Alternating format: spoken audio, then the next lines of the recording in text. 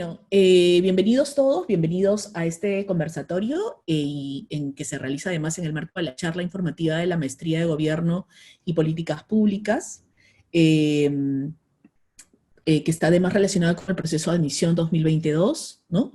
Ustedes saben que la Maestría de Gobierno y Políticas Públicas es uno de los programas formativos que se dictan en la Escuela de Gobierno de la Universidad Católica, ¿no? La Universidad Católica que además recientemente acaba de, salir el resultado del ranking QS, ¿no es cierto? Que es un ranking mundial, ubicándola, digamos, en una mejor posición que antes, ¿no es cierto? Entre las 500 universidades mejores del mundo. Todo esto, por supuesto, obedece a una serie de acciones que ha desarrollado la universidad en los últimos años, vinculados a fondos, digamos, en este caso, por ejemplo, vinculados a los fondos de investigación, ¿no? Inclusive esquemas de incentivos para los profesores para el tema de investigación, pero sumado, digamos, en este caso, otro tipo también de indicadores vinculados, por ejemplo, al tema de la internacionalización, ¿no? La universidad, saben que es una universidad centenaria, que, digamos, viene destacando en este caso por el tema de la calidad de enseñanza, las investigaciones y soporte, digamos, vía la responsabilidad social universitaria, como deben haber visto por ejemplo, en lo que ha vinculado al tema de la investigación y al tema de los ventiladores, por ejemplo, en tiempos de pandemia, ¿no? Siguiente, por favor, Mariela.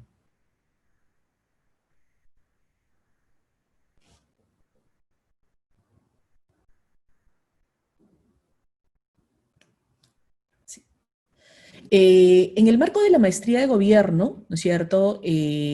Lo que nos proponemos es justamente, y es lo que yo muchas veces le comento a muchas personas, ¿no? Yo en algún momento he trabajado mucho tiempo dentro del Estado, ¿no? Y desde que ya he estado, digamos, mucho más a tiempo completo dentro de la Universidad Católica, yo sigo sintiendo, digamos, que a partir de justamente asumir la dirección de la maestría de gobierno, siento que sigo, digamos, en este caso, aportando al Estado a partir justamente de que las personas que en este caso estudian la maestría de gobierno, ¿no es cierto?, sean en este caso profesionales que luego puedan desempeñarse en el Estado con una capacidad de formular políticas públicas, ¿no? Dirigir organizaciones con una mirada que es estratégica, ¿no es cierto?, pero a la vez innovadora, orientada a resolver los problemas públicos, digamos en este caso, importantes del país, ¿no? Los problemas públicos que aquejan al país, y de esa manera, digamos, contribuir a la gestión de las organizaciones, ¿no? Orientada a la visión, en este caso, de desarrollo nacional, ¿no? Siguiente, por favor, Mariela. Para lograr eso, por supuesto, necesitamos una malla curricular que acompañe, digamos, este proceso de aprendizaje, ¿no es cierto?, de los alumnos, que si se quiere está como dividida, ¿no es cierto?, a lo largo de grupos de cursos, ¿no es cierto?, algunos más de corte académico, otros de corte, si se quiere, más profesionalizante, ¿no es cierto?, para finalmente contribuir a este aprendizaje interdisciplinar, ¿no? Del alumno, un aprendizaje significativo, ¿no? Empezamos con fundamentos éticos y políticos a través de los cursos que se dictan digamos, en los 3 semestres, teoría del Estado, teoría política y ética y gobierno. Luego pasamos con lo que serían las competencias centrales, si se quiere, con el core de la maestría, a partir de cursos, por ejemplo, como los de gobierno y decisiones públicas, los vinculados al ciclo de políticas públicas, que tienen que ver con el tema del análisis, diseño de políticas públicas, también implementación y monitoreo, ¿no? Y cursos que acompañan, digamos, este proceso, como por ejemplo el de comunicación política y estratégica, pensamiento, estrategia y dirección de organizaciones, liderazgo y habilidades directivas, que está orientado, si se quiere, más a las habilidades, digamos, blandas, ¿no? En lo que son herramientas metodológicas, hay cursos que siguen acompañando este proceso de aprendizaje del alumno a partir de los cursos, por ejemplo, de proyecto de investigación, ¿no es cierto?, en el que se desarrolla el trabajo de investigación del alumno, ¿no?, que en el marco de la maestría es un proyecto de innovación, ¿no? Y cursos que desarrollan competencias, por ejemplo, para lo que sería el análisis cuantitativo, que es el de estadística para el sector público, y el análisis cualitativo a través de métodos cualitativos, ¿no? Hay cursos sectoriales, como por ejemplo los vinculados a economía, el análisis económico del sector público, finanzas, los seminarios de política sectorial, el análisis y gestión de conflictos, instrumentos regulatorios, ¿no es cierto? Y en lo que serían, en este caso, herramientas administrativas, tenemos los cursos de planificación. Hay muchos cursos que están vinculados, si se quiere, a sistemas administrativos, como lo que son gestión por resultados, ¿no? Gestión del servicio civil, ¿no? Control gubernamental, y otros cursos como los de argumentación política y gerencial, y también el curso que, si se quiere, acompaña a esta cadena, que es que con fuerte énfasis en el tema de innovación, que son ya tanto como los de arriba, que están marcados en amarillo como proyecto final 1, 2 y 3, como el curso de innovación en el sector público, ¿no? Y en el marco justamente de estos cursos, que es el curso de proyecto final, que es el proyecto de innovación, como los cursos de innovación en el sector público, hemos considerado que hoy día es como importante, digamos, invitar a profesores que editan estos cursos, con los cuales vamos a abordar el tema de esta charla, que es justamente innovación en tiempos de COVID, ¿no? En tiempos de pandemia. Entonces, te pediría, Mariela, por favor, si dejamos de compartir la pantalla, para poder dar base a la justamente participación de los profesores. He pensado que la forma de organizar esto era más bien bajo la lógica de un conversatorio, de tal manera que eh, podamos tener en este caso a los profesores y plantearles a ellos unas preguntas que me he anotado acá, ¿no? Igual habrá un espacio de pronto para preguntas al final, tanto sobre el contenido de la malla, porque justamente estamos en una charla informativa de la maestría, ¿no? Como, digamos, en este caso, algunas preguntas vinculadas a los temas que ellos aborden, ¿no? Entonces, vamos a empezar con el profesor Daniel McBride. El profesor Daniel McBride tiene una maestría en Administración Pública, ¿no es cierto?, de la Universidad de Syracuse, y él es director de estudios de la Facultad de Gestión y ha sido profesor, digamos, del curso de innovación en el sector público dentro de la maestría de gobierno, y también acompaña, en este caso, el proyecto de innovación, que este curso justamente, que es parte de la cadena de graduación. Los alumnos en la maestría no es que esperamos el último ciclo para decirles hagan, en este caso, su trabajo de investigación o su tesis, no, sino que desde el segundo ciclo los alumnos van siendo acompañados, ¿no es cierto? Y entonces, por ejemplo, terminan el segundo ciclo con el primer capítulo de su trabajo de investigación. En el tercer ciclo, hacen el segundo capítulo de su trabajo de investigación, y en el cuarto ciclo terminan, en este caso, su trabajo de investigación con el capítulo número 3. Entonces, no es que todo se va a juntar, digamos, al final, sino que lo que buscamos, ¿no es cierto?, justamente porque sabemos que tenemos alumnos que trabajan, queremos acompañar ese proceso de tal manera que van, digamos, en este caso, aprendiendo los cursos y a la vez van desarrollando su proyecto de innovación. Entonces, quisiera empezar con la primera pregunta a ti, Daniel. No sé, me he fijado más o menos un espacio como de 5 minutos por participación. Y quisiera preguntarte, ¿qué significa, Daniel, el concepto de innovación y en qué sentido este es diferente del sector privado? O sea, ¿cuáles son las características que marcan el concepto de innovación en el sector público? Ok, muchas gracias, Giselle. Buenas noches a todos. Es un placer estar acá.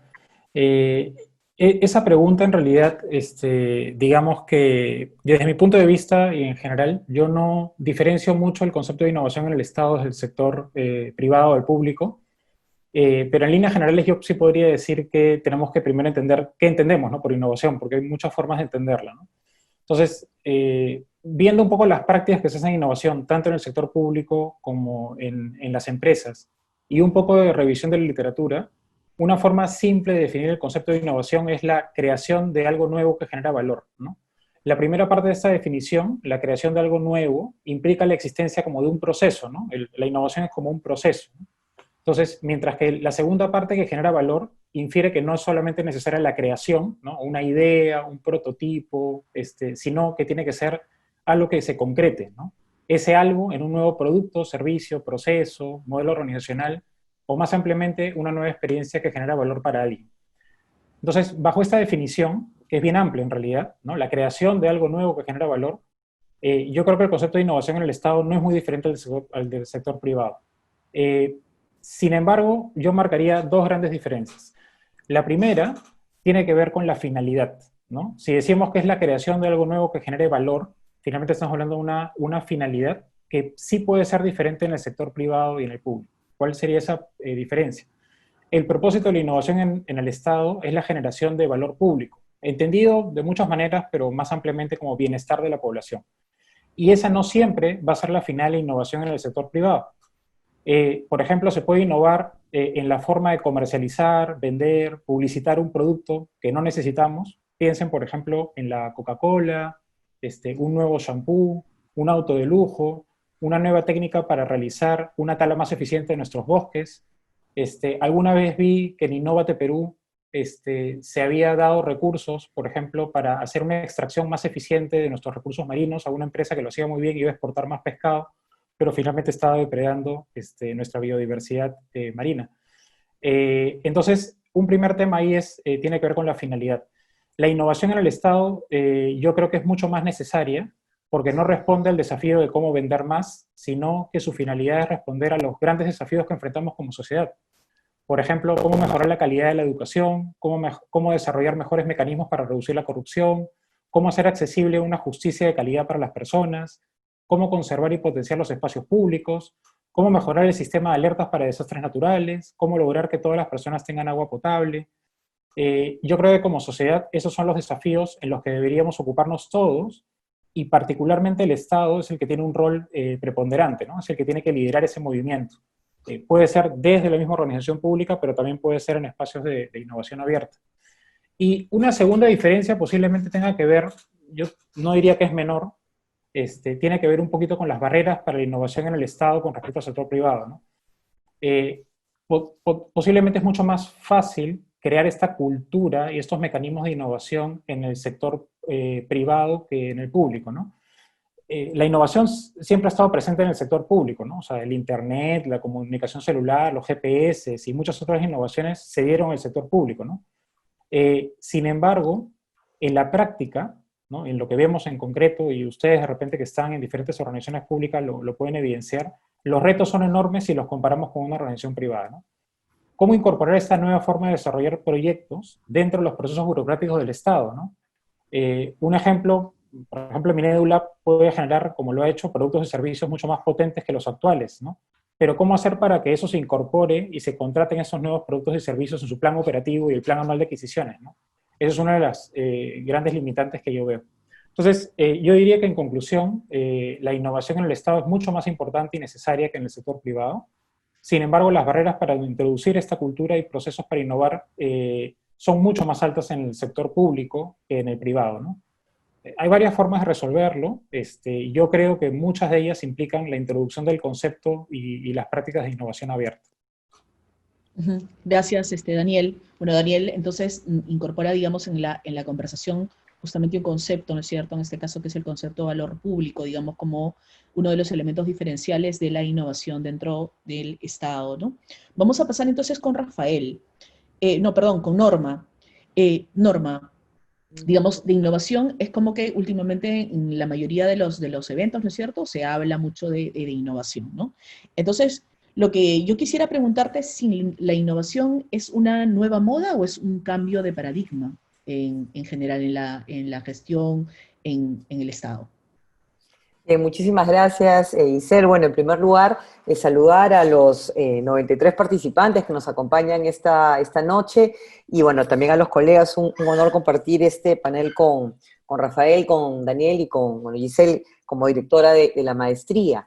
Es interesante, ¿no? Porque, como bien ha señalado Daniel, el Estado siempre ha tenido innovación y ha sido un gran promotor de innovación. Lo que sucede es que ahora vemos efectivamente, digamos, una ola, ¿no? Que, digamos, sus orígenes más o menos los podemos ubicar hace más o menos 15 años atrás, donde empieza a haber este cruce o este acercamiento, si quieren ustedes, entre el mundo de la innovación y el mundo de la gestión pública, ¿no? Y sobre todo en los últimos 10 años hemos visto que han surgido incluso nuevos espacios en las administraciones públicas, no solamente en América Latina, sino a nivel, digamos, internacional, ¿no? De hecho, bueno, primero surgen, digamos, en Europa, en Norteamérica, y luego la ola llega a esta parte del mundo, como por ejemplo las unidades de cumplimiento, ¿no? O delivery units, los laboratorios de innovación, son de una manera estos espacios que surgen en el marco de este acercamiento entre la innovación y la gestión pública, ¿no? Yo creo que lo interesante de la propuesta, ¿no?, que tiene la maestría es que tiene una aproximación propositiva, pero a la vez analítica, ¿no?, de estos procesos, ¿no? Precisamente reconociendo que el primer paso para que nosotros podamos realmente usar la innovación en el sentido correcto, que es, como decía Daniel, incrementar valor público, y para eso, entre otras cosas, yo debo transformar la gestión pública, porque al final del día lo que queremos es transformar la experiencia del ciudadano, mejorar los servicios que les llegan, mejorar su relación con el Estado. Bueno, para lograr eso, pues necesitamos no solamente entender qué es innovación, sino entender las condiciones, ¿no?, de innovación que tiene el Estado peruano, y eso nos lleva a esta discusión de capacidad estatal. Entonces, yo creo que es interesante esa perspectiva, ¿no?, que en el programa, ¿no?, no estamos viendo la innovación como un asunto que se traduzca en herramientas puntuales, que de hecho hay muchas y son muy interesantes y son parte también de los temas que ustedes van a tener oportunidad de adquirir, ¿no? O sea, en los últimos años, un creciente uso de design thinking, ¿no?, entre otras metodologías, pero esas son finalmente metodologías, herramientas que tienen una contribución, ¿no? Pero la foto grande, ¿no?, está en el marco de finalmente cómo hacemos que el Estado pues incremente su capacidad, ¿no?, y haga mejor las cosas, y en ese sentido pues la innovación efectivamente es un paradigma que puede contribuir a eso siempre y cuando, ¿no?, esté anclado en la realidad de la gestión pública, esté anclado a las necesidades del territorio, y esté también anclado en algo que es bien importante, ¿no?, y es algo que se destaca también mucho en la maestría, que es el conocimiento que tienen los propios funcionarios públicos, ¿no?, sobre no solamente cómo opera el Estado, sino también el tipo de demanda que puede venir por parte de la ciudadanía, ¿no? Entonces, en ese sentido, a ver, profesor Daniel ha dado una definición, digamos, acertada, ¿no?, complementando esa línea. Yo diría que hay, en principio, dos grandes arenas en las cuales podemos, digamos, ir avanzando esta mirada de innovación en un país como el nuestro, ¿no? Una arena, una cancha, si quieren verlo así, para ponernos una metáfora deportiva, tiene que ver con la adaptación de las políticas, de los instrumentos que tenemos, ¿no? Entonces, si es que nos ponemos pues en el marco del COVID, imaginen ustedes, la sola idea del distanciamiento social requiere una adaptación muy importante de una serie de servicios públicos. Caso más evidente, lo hemos visto, los mercados, el transporte, pero también hay otros casos que, digamos, no saltan tan rápidamente a la retina, pero son centrales. Por ejemplo, fíjense ustedes, todos los programas sociales que incorporaban mecanismos de capacitación, de acompañamiento, van a tener que adaptarse pues a esta nueva realidad, ¿no? Y eso es central, por ejemplo, para la lucha contra la anemia, ¿no? Entonces hay un mundo importantísimo alrededor de la adaptación, ¿no? Hay otra cancha paralela, también muy importante, que tiene que ver con la creación, digamos, desde cero, ¿no? Y eso también, digamos, ya de por sí en el Perú teníamos ya una agenda, digamos, pendiente, pero ahora digamos, con la llegada del COVID y sus efectos, sabemos que vamos a enfrentar enormes desafíos en lo económico y en lo social. Entonces, claramente, por ejemplo, lo que tenemos hoy en día en el paquete de políticas de empleo o políticas de atención al hambre no va a ser suficiente, entonces va a tener que pensar en nuevas soluciones, ¿no? Y yo creo que dentro de esas dos perspectivas podemos hacer, digamos, una serie de propuestas, y yo creo que una oportunidad importante que les brinda la maestría es que precisamente ustedes, al hacer su propio proyecto de innovación y poder trabajarlo desde el inicio del programa, pueden ser actores que dan contribuciones concretas en estos procesos en un momento que el país requiere nuevas ideas. Gracias. Uh-huh. Gracias, Norma. Dicho sea paso, me había olvidado yo de presentarte. Norma es profesora también de la maestría de gobierno, de los cursos de innovación y metodología, métodos cualitativos. Norma tiene una maestría en Social Development de London School of Economics and Political Science. Ahora seguimos con Rafael. Rafael es profesor también de la maestría de gobierno y políticas públicas, en el curso de innovación, en el curso de proyecto de innovación, también en el curso de métodos cualitativos, y él tiene una maestría en desarrollo internacional. Rafael, ha mencionado Daniel que uno de los elementos, digamos, si se quiere, que distingue, en este caso, la innovación dentro del Estado, tiene que ver justamente con el tema de las barreras. Entonces quisiera yo preguntarte, ¿cuáles son las barreras para la innovación en el Estado?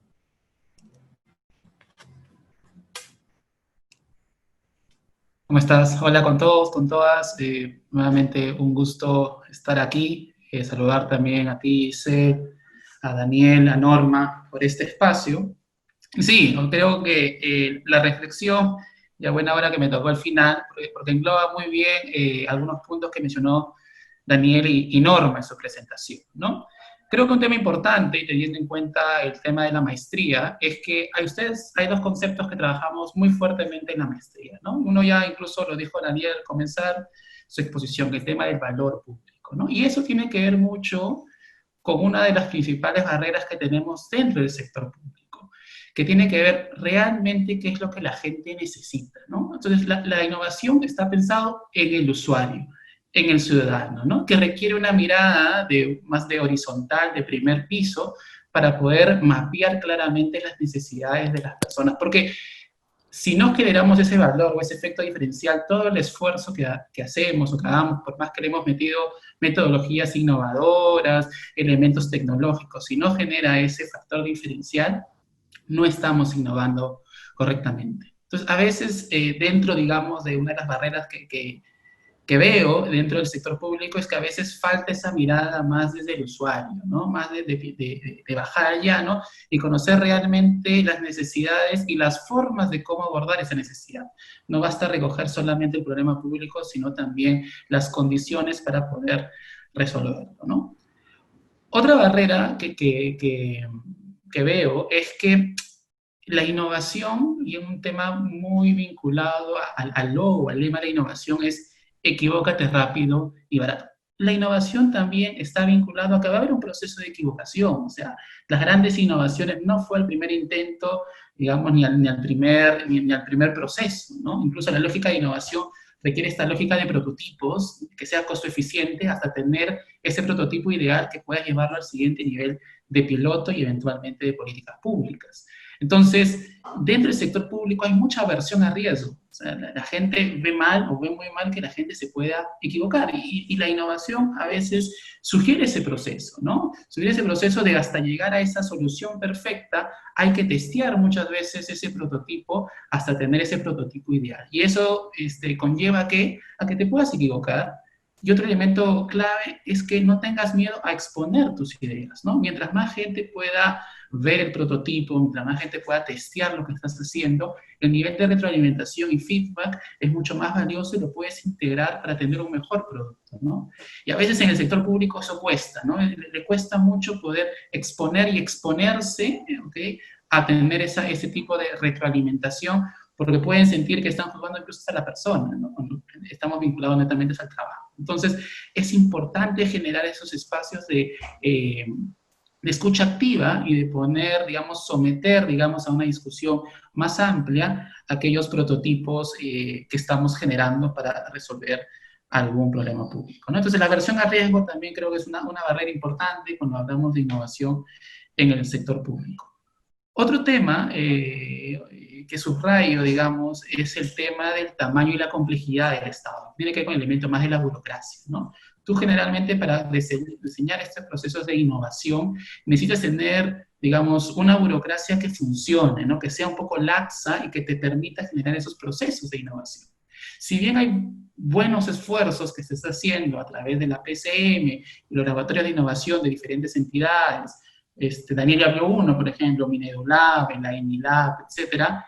La idea es cómo llevamos eso, que no sea una isla de eficiencia de la innovación como algo, como un satélite, sino que también pueda ser involucrado en todo el proceso, digamos, de la propia institución, ¿no? De la propia burocracia, ¿no?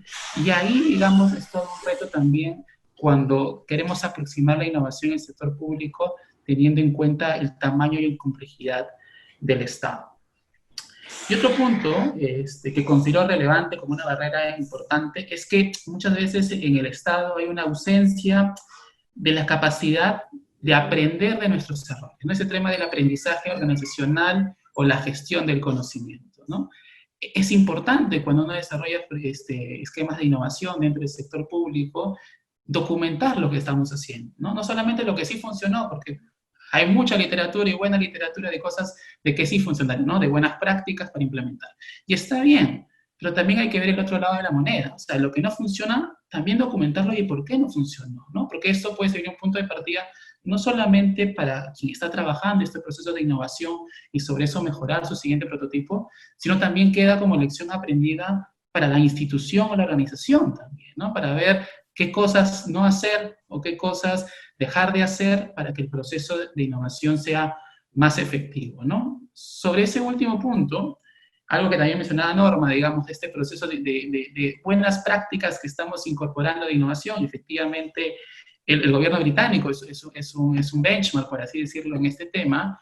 Ellos, por ejemplo, algo que me llama mucho la atención es que tienen un libro muy famoso allá que se llama The Blunders of Our Government, ¿no? O las cosas que hemos hecho mal en el gobierno, ¿no? Donde hicieron el trabajo de documentar todas las políticas públicas que ellos trataron de implementar y que no funcionaron, ¿no? Y junto con la Universidad de Londres, me parece, escribieron este texto en conjunto, ¿no? Porque una forma también de documentar este proceso y que ayude a mejorar el tema de la innovación. Entonces, creo que este último punto también de la ausencia de capacidad para el aprendizaje organizacional es una barrera importante que hay dentro de la innovación en el sector público. Eso. Rafael, gracias. Lo que has comentado me hace pensar, y de hecho varios de los participantes también empiezan a plantear preguntas sobre, digamos, cómo poder, digamos, estar por encima de estas dificultades, digamos, y de estas barreras para poder, digamos, en este caso, producir igual innovación, y que de hecho innovación, digamos, hay, ¿no? A pesar de todo este entorno, digamos, de sistemas administrativos y de una serie de dificultades en el Estado, igual hay, en este caso, entidades que están innovando. Entonces, ¿cómo hacer, digamos, y cómo rescatar estas buenas prácticas? De pronto, de repente, lo puedes complementar en la siguiente pregunta. Pero quisiera, digamos, ir un poco al tema de... justamente de lo que nos congregaba el día de hoy, ¿no? Creo que a todos no le cabe duda que el COVID-19, si se quiere, ha develado una serie de falencias, ¿no es cierto?, en el Estado peruano, ¿no?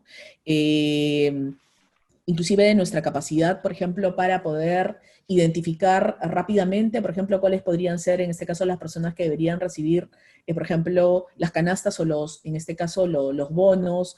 Ha develado además una serie de aspectos, digamos, por ejemplo, vinculados a los arreglos organizacionales que teníamos en el sector salud.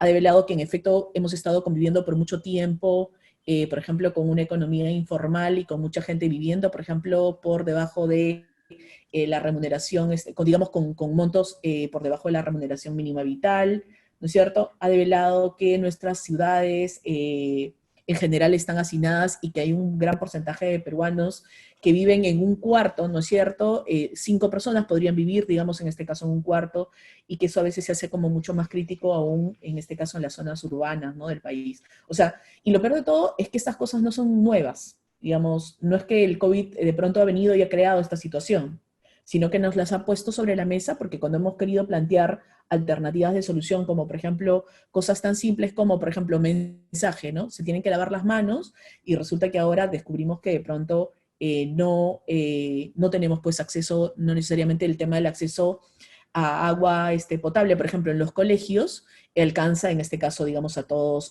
los colegios, ¿no? Entonces, pero sin embargo, digamos, el COVID también, y la pandemia del COVID, digamos, representa también oportunidad, ¿no? O sea, puede ser una oportunidad en este caso para la innovación. Entonces, lo que quisiera es que reflexionáramos juntos sobre cuáles son los espacios de oportunidad que se abren, ¿no es cierto?, a partir en este caso, de este espacio de crisis, ¿no? ¿Cuáles, de pronto, de repente, cada uno desde su mirada, cuáles serían esos espacios de oportunidad, como para mirar también el lado, digamos, en este caso, del vaso medio lleno, ¿no? En lugar de centrarnos, digamos, en este caso, en el vaso, digamos, medio vacío, que creo que todos ya estamos como muy conscientes de todo lo que nos ha estado, digamos, en todo lo que hemos ido fallando, ¿no? Empezamos, de pronto, de repente, igual en ese orden. Empezamos con Daniel, luego Norma, y luego, no, perdón, Daniel, luego Rafael, y luego Norma. Vamos. Perfecto, gracias, Giselle. Sí, bueno, como tú lo dices, o sea, hay que ver la parte de la oportunidad, pero sí me gustaría hacer una reflexión que es un poco similar a la que has hecho hace un momento, porque creo que sí es importante no solamente como sector público, sino como sociedad, ¿no? Nosotros también somos, digamos, partes cómplices, digamos, de lo que ha develado el COVID, ¿no? De estos problemas que ya venían de tanto tiempo, ¿no? Entonces, para mí, el COVID ha develado lo que era evidente, ¿no? que a pesar del crecimiento económico de los últimos años, digo 20, 25, casi 30 años en realidad, pues no hemos avanzado mucho en desarrollo, ¿no? O sea, hemos tenido mucho más recursos, y cuando digo recursos en general, o sea, la clase empresarial también ha crecido, las organizaciones sin fines de lucro también han crecido, hay incubadoras, hay como un movimiento fuerte para tratar de resolver muchos problemas, pero específicamente desde el Estado también ha habido muchos más recursos públicos. Y sin embargo, el nivel de seguridad ciudadana, el acceso a la justicia de calidad, el acceso a agua potable, la calidad de la educación, el sistema de salud, es ese tema del que a mí me genera mucha, no sé si disgusto, pero ¿cómo es posible que no tengamos ese indicador de ratios camas UCI sobre población digamos, en las computadoras de todo el mundo, ¿no? Debería ser como muy evidente. Eso es lo que, por ejemplo, significa desarrollo, ¿no? Y no sabiendo tanto el crecimiento del PBI, sino ver ese tipo de indicadores. Entonces, sobre esa base, creo que parafraseando un libro que escribieron Andrés Stiglitz y Carlos Ganosa en el 2015, el Perú está y sigue estando calato, ¿no? O sea, en muchas cosas tenemos la mejor hinchada del mundo y tenemos la mejor gastronomía mundial, pero cuando hablamos de salud, educación, seguridad, infraestructura básica, nos va bastante mal. Entonces, sí, o sea, yo creo que la oportunidad que se presenta es darnos cuenta de que no nos puede pasar lo mismo y de que tenemos que hacer algo para cambiar esa realidad y tenemos que hacerla ya. Y no es cuestión de esperar 20, 30 años o 40 años. Entonces, yo creo que el gran espacio de oportunidad que se presenta en esta coyuntura del COVID, primero es que la gente, todas las personas, son muy conscientes ahora de ese problema. Y antes no lo eran. O muchas personas no lo eran tanto. ¿Ok? Las más afectadas, de repente algunas personas del sector público que lo trabajaban, sí. Pero otras personas es como, bueno, ese no es mi problema, está en otro lugar. Creo que se presenta, la oportunidad que se presenta es el sentido de urgencia para incorporar y desarrollar prácticas de innovación abierta, para resolver los antiguos, los presentes y futuros desafíos de esta nueva normalidad. Me parece que a mí el concepto de innovación abierta y la práctica de innovación abierta me parece que es fundamental comenzar a trabajarlo cada vez más. Y les voy a poner un ejemplo reciente, que hemos trabajado hace poquito con Lima Lab. Esto ha sido un tema que ha trabajado en grupos, organizaciones estudiantiles de la universidad, apoyados por la Facultad de Gestión con el Minedu Lab. Y ahí trabajamos un proyecto, un desafío, que en realidad el desafío era cómo reducir el nivel de aglomeración de mercados de abasto en zonas de alta densidad poblacional para mitigar el riesgo de contagio. Entonces, ese fue el desafío que se presentó, y eso se presentó para diferentes universidades, y principalmente la Universidad Católica. Entonces, hubo más o menos un trabajo de, creo yo, fue 3 semanas y media, donde se presentaron diferentes proyectos, y hubo un jurado que, digamos, fue el que dijo, esta es la alternativa que más me parece más adecuada.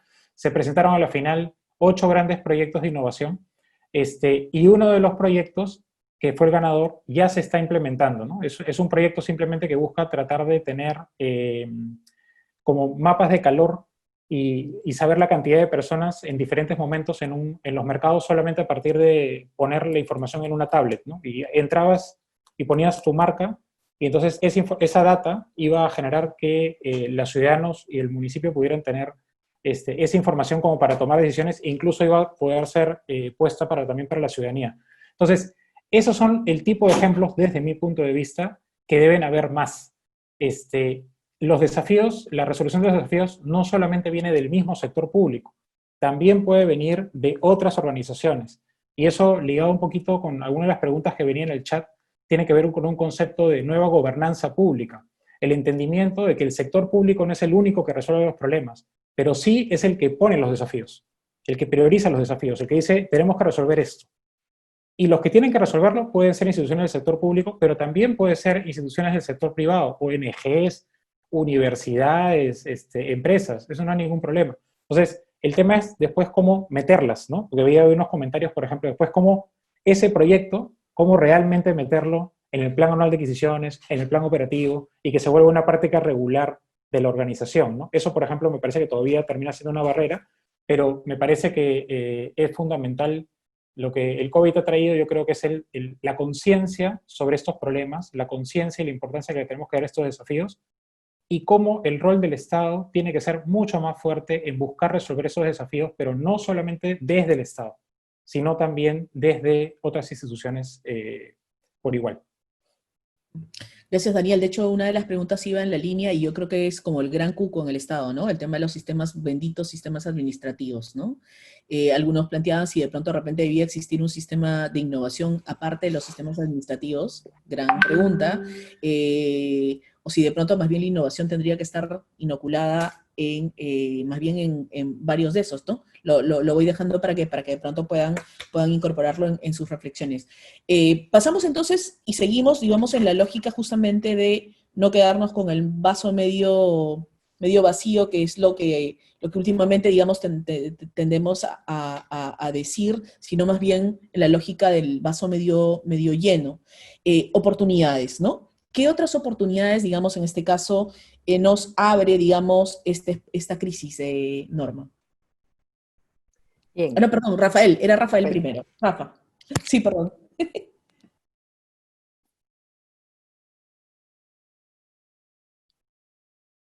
Ok. Sí, efectivamente, ¿no? En este espacio de qué nuevas oportunidades vemos en el marco del COVID, algo que es importante y creo que cada día que pasa nos estamos dando cuenta, es que no solamente a nivel de gobierno, sino a nivel de sociedad, que el discurso cambia, ¿no? Antes nos preocupábamos y nos centrábamos cuándo volveremos a retomar la normalidad, ¿no? Ahora ya somos conscientes que va a haber una nueva forma de normalidad, ¿no? Que ya lo que habíamos pasado, digamos, lo que habíamos vivido, ¿okay? Ya no va a volver a ser lo mismo. Y eso creo que va más allá de que se encuentre la vacuna o no. Creo que hay una nueva forma de entender y todo este tema de lecciones aprendidas que también mencionaron, creo que es relevante, ¿no? Sobre todo lo que dijo Daniel, ¿no? Y creo que esto, desde el lado más de la vinculación del ciudadano y el nuevo concepto de ciudadanía, vinculado con este espacio de nueva normalidad, conlleva que es una buena oportunidad para replantear como el nuevo contrato social, ¿no? Creo que hay una nueva forma, debería haber una nueva forma de cómo relacionarnos, ¿no es cierto?, nosotros con el Estado con nosotros y entre nosotros mismos, ¿ok? Creo que y es necesario y es mandatorio, ¿no? Ya llega un momento por limitaciones o por el mismo efecto natural que estamos vinculados a la pandemia, que nosotros también somos responsables de nuestras acciones, ¿no? Probablemente más allá de que efectivamente siga incrementando en el tema de salud, las camas disponibles, los UCI y los respiradores, va a llegar un momento que el Estado, digamos, deposita la confianza en nosotros, y eso es lo que está haciendo, para poder mitigar todo este tema, ¿no? Y por eso el tema es tan importante de la distancia social, el uso de mascarilla, etcétera, ¿no? Entonces, creo que para que las cosas funcionen, y eso lo vemos a lo largo de la historia, un momento tan de crisis, digamos, muy, digamos, similar, una analogía muy similar con el tema de periodo de guerra, por ejemplo, es que para reconstruir las cosas, tú necesitas, digamos, un trabajo colectivo fuerte y desarrollar una confianza fuerte, ¿no? Entre todos, ¿no? Una segunda ventana de oportunidad que veo es que y eso tiene que ver mucho con el concepto de innovación pública, ¿okay?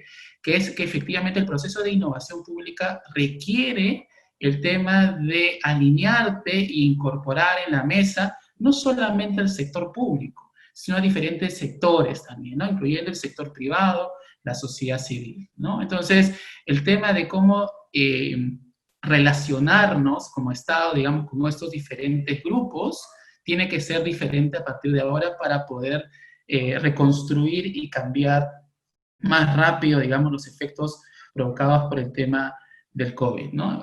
Hace poco, por ejemplo, en esta forma de repensar, digamos, espacios de oportunidad, había leído un artículo vinculado al tema de cómo había afrontado después de estar, digamos, en una situación crítica Guayaquil, ¿no? Entonces, ya hace un par de semanas que capaz ya no es tan noticia, por así decirlo, no es tan mediático, nosotros nos hemos convertido más mediáticos, por así decirlo, pero lleva, cuando uno comienza a leer qué cosas hicieron para que efectivamente después de la situación tan crítica que vimos en los medios de comunicación hace un mes, un par de semanas, digamos, no se está repitiendo, es que realmente hicieron esto, hicieron un nuevo contrato social a nivel local, si quieres, a nivel más del propia ciudad de Guayaquil, y comenzaron a ponerse de acuerdo a implementar cosas, ¿no? Desde algo que estamos haciendo nosotros recién, por ejemplo, que involucra como espacios como en la mesa de trabajo a sectores como la farmacéutica, ¿no? Comenzaron ellos ya que no podía comprar directamente las medicinas, a comprar los insumos para desarrollar las medicinas y poder abastecer mejor, digamos, el hospital. Trabajar directamente con los grandes centros de abastecimiento y con el sector, digamos, productivo para poder, digamos, reforzar ese tema y que exista un mayor nivel, digamos, de acercamiento por parte de la ciudadanía para poder adquirir rápidamente bienes de consumo directo, ¿no? Entonces, se pusieron de acuerdo en una gran mesa, digamos, diferentes actores para conjuntamente trabajar, digamos, y sacar adelante, digamos, de esta situación tan crítica en la que estamos. Y creo que esa es una lección aprendida que más allá del efecto, digamos, del COVID, creo que queda como una buena práctica y que trabajando de esa forma se obtiene más y mejores resultados. Gracias, Rafael. Para ir cerrando esta segunda ronda, le hacemos la misma consulta a Norma, ¿no? Creo que varios de los comentarios y las preguntas, por ejemplo, se plantean, Norma, por ejemplo, el tema de cómo reducir las barreras desde el gobierno para generar colaboración con otros actores, ¿no? En qué medida realmente las empresas privadas de repente podrían empezar a contribuir bajo un esquema de responsabilidad social, ¿no? Y también dicen qué cantidad y qué empresas y qué parte del sector público estaría realmente dispuesto a innovar, qué parte del sector público va a requerir profesionales que tengan especialización en innovación, ¿no? Entonces, digamos, muchas de estas preguntas están vinculadas a que, ya que se plantea la nueva normalidad, el reto también del tema de la colaboración, ¿no es cierto? Es cómo esto podría ser abordado, y bueno, y qué otras oportunidades encuentras, digamos, tratando en la lógica de mirar el vaso medio lleno. Bien. A ver, mira, yo soy antropóloga, ¿ya? Entonces, los antropólogos tenemos, como toda disciplina, ¿no? Todos tenemos nuestra formación profesional, ¿no? Entonces, una de las cosas que los antropólogos siempre estudian son los imaginarios, ¿no? Que es algo más que las percepciones que tenemos sobre las cosas, es como que los grandes sentidos comunes que orientan nuestra interpretación de la realidad, ¿no? Entonces, si tomamos la idea de innovación, ¿no? Es algo que incluso dentro del Estado se ha visto como un asunto externo, ¿no? O sea, el Estado ha estado siempre más cómodo en un rol promotor de innovación o financiando innovación que generando las condiciones para que suceda dentro del propio Estado de manera sostenible, ¿no? Entonces, porque hemos estado más acostumbrados a pensar la innovación como algo que sucede fuera del Estado, como algo que sucede dentro. Ahora, habiendo dicho eso, sobre todo en la última década, existe un creciente consenso que la innovación es algo que no es solamente una cuestión, pues, bonita, interesante, ¿no? Sino que ya se vuelve un aspecto indispensable justamente para darle a la gestión pública la capacidad de reaccionar con un poco más de rapidez al contexto cambiante, a los nuevos desafíos del territorio, ¿no? Y el COVID, de alguna manera, es, digamos, vamos a decirlo de esta manera, ¿no? Una situación a nivel global que ha puesto a todos los gobiernos en esta prueba de tener que reaccionar rápido, ¿no? Ahora, claro, eso en el Perú nos encuentra en un momento, como saben ustedes, donde ya teníamos una situación, ¿no? Por un lado, cargábamos con una serie, pues, de, vamos a decir así, problemas estructurales que están vinculados con la desigualdad, ¿no? Tanto los temas de la propia calidad del empleo, ¿no? El acceso a la salud, etc., ¿no? Pero también hay aspectos que tienen que ver con diseño e implementación de las medidas, ¿no? Donde también en el Perú tenemos una serie de aspectos por mejorar. Entonces, oportunidades que nos podría dar de alguna manera esta situación. Yo creo que en el Perú hemos hecho un esfuerzo bien intencionado, ¿no? Por generar una serie de experiencias de innovación, tanto en la sociedad civil, ¿no? En el sector público y claramente en el sector privado, ¿no? Ahora, de alguna manera la aspiración que suelen tener las experiencias de innovación, muy independientemente de su espacio de origen, ¿no? Sea un laboratorio público o un laboratorio privado, es que quieren incidir, ¿no? En mejorar el funcionamiento de la sociedad, ¿no? Ahora, para que eso suceda, normalmente, no siempre, pero normalmente tienes que vincularte con el entorno de políticas públicas, ¿no? Y es ahí donde yo creo que hay un vacío, ¿no? le hemos prestado menos atención a cómo hacemos para mejorar, vamos a decir así, la casa, la gran casa institucional, los sistemas, las reglas de operación en las cuales tendrían que navegar estas experiencias de innovación. O sea, y generar si quieren ustedes, marco institucional, para decirlo de una manera más sofisticada, ¿no? Es crítico para justamente atender varios de los temas que están planteando, bueno, Martín Pérez, María Cecilia, Milagros, ¿no? Esta situación de que tú puedes tener buenas ideas y buenas experiencias, pero van a enfrentar después barreras para su continuidad, ¿no?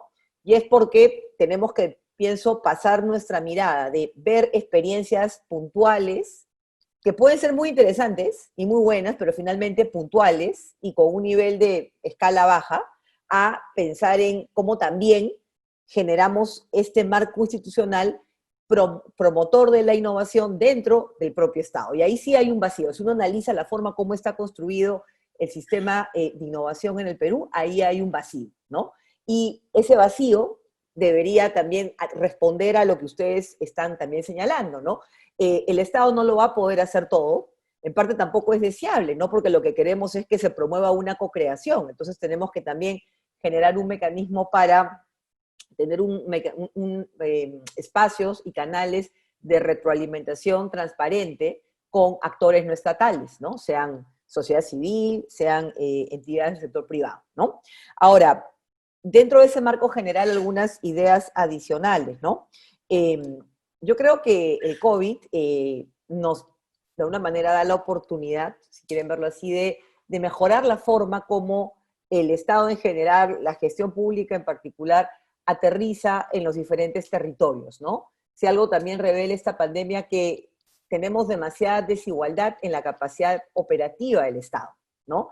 Y claro, decimos, bueno, es un tema entre las brechas, entre el gobierno central y los subnacionales, sí, pero también si uno ve a nivel, digamos, de los grandes espacios geográficos que tiene nuestro país, o sea, claramente la selva, ¿no? Siempre ha tenido, digamos, un tratamiento, digamos, menos prioritario en la gestión pública, y es más aún, la selva ha sido la gran incomprendida de la gestión pública, si quieren verlo así. Entonces, ahí hay una gran oportunidad alrededor de afinar la capacidad del Estado para aterrizar bien en los diferentes puntos del país, fortalecer a esos gobiernos locales y sobre todo generar soluciones que hagan sentido a los desafíos que se experimentan, ¿no?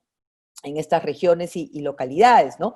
Y eso pasa por un aspecto que es central, ¿no? Que es trabajar de la mano con los profesionales, las instituciones, la masa crítica regional, porque de alguna manera vamos a decir así, sesgo que a veces tiene la innovación es que es como que un paquete que viene de fuera, ¿no? Y cataplum, cae en determinada realidad. Y si bien es cierto, tenemos mucho que aprender de experiencias internacionales, también es cierto que tenemos que tener un equilibrio saludable y mirar, ¿no? ¿Qué es lo que tenemos a nivel de conocimiento local y capacidad para construir desde las demandas, necesidades y potencialidades de los territorios, ¿no? En alianza con los profesionales locales.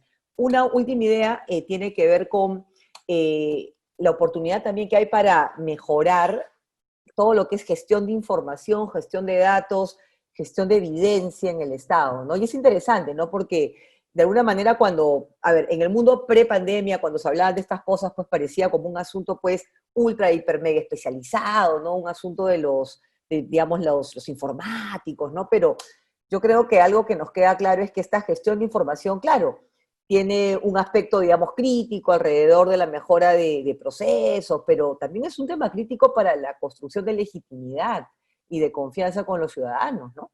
Entonces, ahí hay mucho por hacer a nivel de transparencia, a nivel de comunicación, a nivel de afiatar la forma como el Estado va de una manera generando data sobre lo que sucede en la realidad, ¿no? Como, por ejemplo, aprovechas la información agregada que existe ahora del Google Data, en fin, dispositivos que vienen, digamos, del mundo de lo que se conoce como Big Data, pero también de afiatar y alimentar con la información que tienes a nivel local, ¿no? Ahí hay un enorme, digamos, ámbito de colaboración y yo creo que es tan amplio que que hay muchas formas de trabajarlo. O sea, alguien podría entrarlo de un punto de vista estrictamente informático, alguien podría entrarlo de un punto de vista comunicacional, ¿no? Y va a ser, digamos, igual un aporte, porque como les digo, hay estas dos dimensiones con la gestión de datos, o sea, datos para contabilizar y para planear, pero datos también para tener legitimidad y transparencia. Gracias. Gracias, Norma. De hecho, una de las preguntas en el chat me dejaba pensando y decía, ¿cómo perder el miedo a la crítica y a fallar? ¿No? Y es que, digamos, la forma como está organizado a veces el Estado, ¿no es cierto?, los sistemas administrativos, te penalizan. Digamos, esto que señalaba Rafael sobre que es importante el tema de ensayar, ¿no? Y vas, en este caso, buscando alternativas hasta que de pronto puedas encontrar una alternativa que sea la adecuada, a veces son penalizados desde el Estado, ¿no? ¿Cómo perder el miedo a la crítica y a fallar? Creo que atreviéndose, María Cecilia. O sea, lo que voy es a que, a ver, en las experiencias en las que he tenido, en este caso mi paso, por ejemplo, por el Estado, no te puedo decir que toda la vida las cosas hayan sido fáciles, ¿no? Al final del día creo que de lo que se trata es de no contentarte con las situaciones dadas dentro de una posición en la cual tú puedes tener y de pronto los días se pueden traducir simplemente en pasarte a veces informes de un lado a otro tal, sino pensar de manera permanente cuál es el problema que en este caso la organización en la que yo trabajo debería resolver y en ese sentido de qué manera yo puedo generar valor, ¿no? Y esa generación de valor la podemos ir como dividiendo, ¿no es cierto?, de tal manera a ver cuál es la parte de mi cuadrado, ¿no es cierto?, cuál es la parte del cuadrado de la generación de valor que me debería tocar a mí. Y sentir que, digamos, cada paso por el Estado debería estar orientado a esa búsqueda de valor, al cambio de un problema, a potenciar de pronto de repente una oportunidad dentro del Estado, ¿no? Y una vez que estás ahí, lo siguiente, ¿no?, siguiendo un poco el triángulo de Moore, es buscar quién podría ser el que me podría apoyar en ese proceso. O sea, ¿cuáles son esas fuentes de legitimidad y apoyo de las que habla Moore, ¿no? O sea, será en este caso la persona, de repente mi jefe, de pronto el jefe de mi jefe, de pronto de repente organizaciones que están en el entorno de la organización, que de pronto de repente pudieran apoyar, en este caso, la búsqueda y la generación de valor, ¿no? Luego, el siguiente paso es ver y analizar si de pronto de repente mi organización, la organización en la cual yo trabajo, ¿no?, es la que basta, digamos, en este caso para la generación de valor, o dónde es que yo tengo que buscar en este caso esos puentes de apoyo, digamos, con otras organizaciones para la generación de valor.